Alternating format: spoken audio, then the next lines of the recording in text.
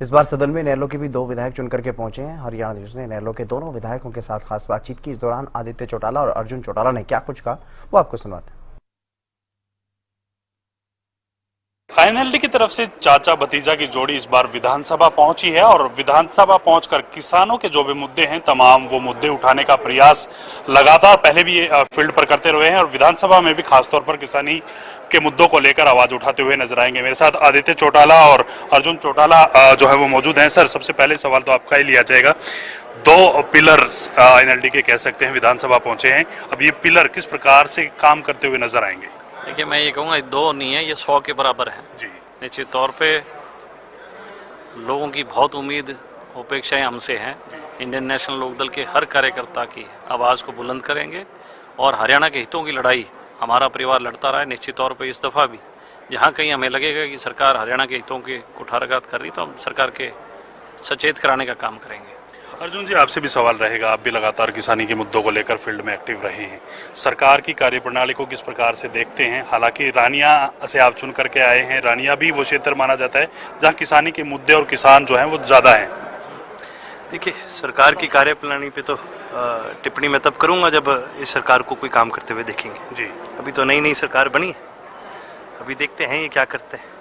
यदि ये जो बातें इन्होंने कही, यदि ये किसानों के मुद्दों का कोई हल निकालते हैं, हालांकि मेरे को दिख नहीं रहा, क्योंकि जिस प्रकार से पराली के जलन पर इन्होंने एफआईआर और फिर 2 सीजन का बैन लगाने का काम करा है, ये बड़ी निंदनीय बात है।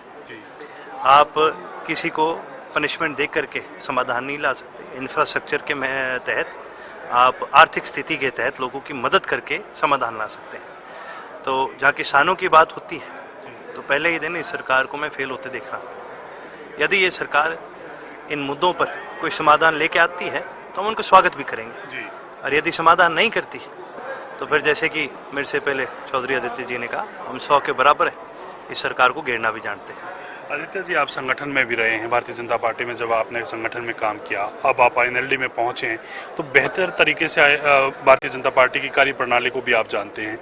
क्या डिफरेंसेस आईएनएलडी में और भारतीय जनता पार्टी में आपको देखने को मिले अभी तक? देखिए, मैं एक चीज़ बताना चाहूँगा कि संगठनात्मक तौर पर अगर सबसे मजबूत कोई पार्टी पूरे हरियाणा में अगर है, निश्चित तौर पे इंडियन नेशनल लोकदल है, उसका कोई सानी नहीं है। हाँ, गाये बगाए वक्त का तकाजा है कि बीजेपी और ये राष्ट्रीय दल नहीं, पैसा बहुत है, लेकिन जो कर्मठ कार्यकर्ता इंडियन नेशनल लोकदल के पास है, वैसा कार्यकर्ता धरती पे किसी के पास नहीं है। शुक्रिया सर, बहुत बहुत बधाई आपको जीत के लिए। आप विधानसभा पहुंचे, आपको भी बहुत बहुत बधाई। अर्जुन, चाचा भतीजा की जोड़ी है और निश्चित तौर पर पूरे हरियाणा में समान विकास करने को लेकर काम करने की बात यहाँ करते हुए नजर आए हैं और इनकी तरफ से कहा गया है कि आईएनएलडी के 2 पिलर नहीं 100 पिलर के बराबर ये काम करके दिखाएंगे और विधानसभा में पूरे प्रदेश की आवाज उठाते हुए नजर आएंगे। कैमरामैन राजेश के साथ मैं रवि कालरमन, हरियाणा न्यूज, चंडीगढ़।